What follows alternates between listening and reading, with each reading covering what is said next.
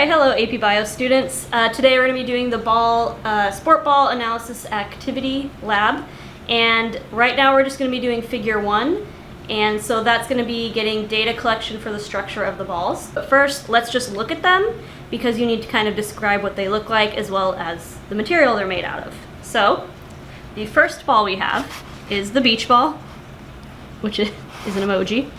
So, beach ball, it's plastic, smooth. Something to note, maybe an extra comment, think about these ridges. But go ahead, take some notes on the structure of this ball.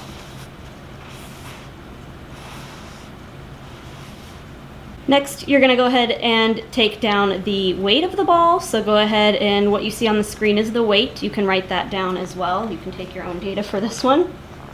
And pause anytime if you need to take a minute to write. Next, you're going to calculate the volume for the beach ball. I gave you the radius. The formula to calculate volume is up in the directions. So if you look there, you can take your radius and you'll do a little bit of multiplication. If you need extra help on this, you could always feel free to email your teacher or attend office hours to get some extra help.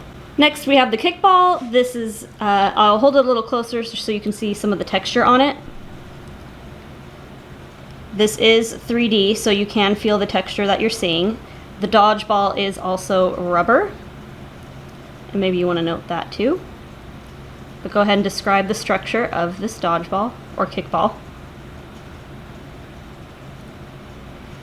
And then now you're going to see the weight. Go ahead and note that down. And just like last time, the radius is listed for you, so you can calculate the volume yourself, and any other notes you have about the shape or structure of the ball. Next, we have the tennis ball. I'm sure you've seen a tennis ball before, so you can kind of use your memory to answer about the structure, texture, what it's made of. Again, nice and zoomed in so you can get that. Next, you'll see the weight of the scale of the tennis ball. Radius is given to you, so you can calculate the volume, and talk about the shape and any misshapen parts as well if it's not perfectly circular. And lastly is the golf ball. So you can know what to do by now, take your notes.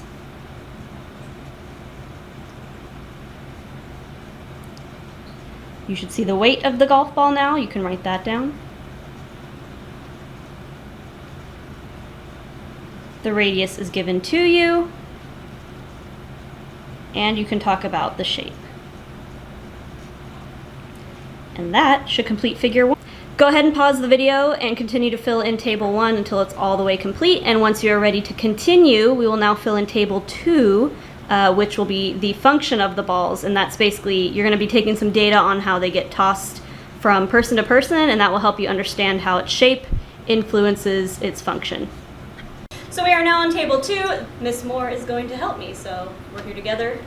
Yes. Social distancing. Social distancing, which going along with that, it asks you for the distance of how far apart the balls will be tossed. We're actually 2 meters apart, which is over 6 feet, but we are 2 meters apart, so that's the number that you should have on your chart. And we're going to just toss them back and forth 3 times. You are supposed to calculate the time it takes to toss, which happens very quickly, so just be ready with your timer on your phone or your computer. Take the time, and when we do toss it, draw the shape of the arc that it travels. So if it kind of goes up like that, you draw your line up. If it's straight, you draw your line. Okay? Great. Okay. Trial 1.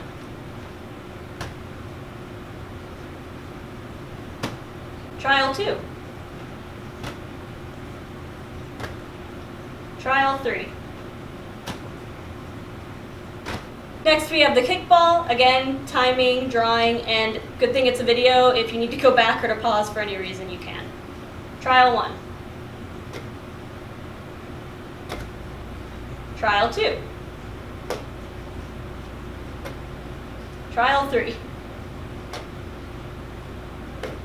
Now we have the tennis ball. Trial 1. Trial 2. And trial 3. Last but not least, we have the golf ball. Trial 1. Trial 2. Trial 3. And we didn't drop any. Okay. So that's the end of Table 1 and Table 2. You will spend the rest of your lab graphing your data, analyzing your data, and writing up your conclusion. If any parts are confusing to you, please check your handbook for more detailed instructions for any part of the lab, or you could email your teacher, which would be me or Ms. Moore. Yes. Okay. Have a good one. Bye.